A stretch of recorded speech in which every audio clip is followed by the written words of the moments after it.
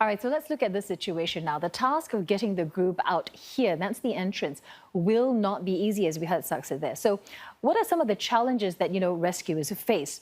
Well, details on this Tham Luang cave complex, they're scant, but what we do know that it's one of the country's longest at 10 kilometers long. The 12 boys and their coach, they entered the cave on the 23rd of June. It was dry at the time, making it relatively straightforward track in. And soon after they entered, heavy rains started to fall, flooding the cave complex, blocking off the entrance and leaving the boys trapped inside. Rescue efforts began shortly afterwards when they were reported missing.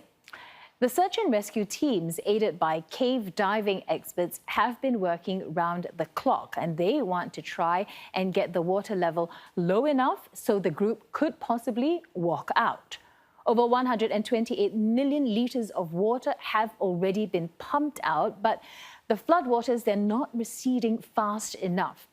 So what's being considered now is, as Saksa said, they're getting the group to dive out. But this poses major risks.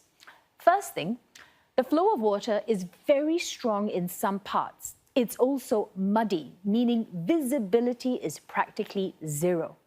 The confined space, that's also an issue because, some areas, it's so narrow that divers themselves, they had to take their tanks off to squeeze through. Most of these young boys don't know how to swim, let alone dive. Rescue teams are now giving them crash courses, as we heard there. A static rope, which is already in place, should help. It can guide each boy and his rescue diver out. Alternatively, rescue divers can position themselves along the route, passing the boys in relay style.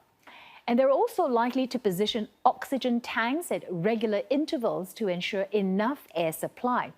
Still, the entire ordeal is expected to take 3 hours or more for each boy.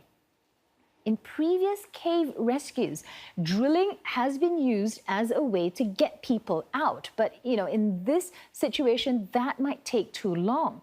The group is stranded about 1 kilometer below the top of the mountain, and rescue teams are also searching for other ways into the cave.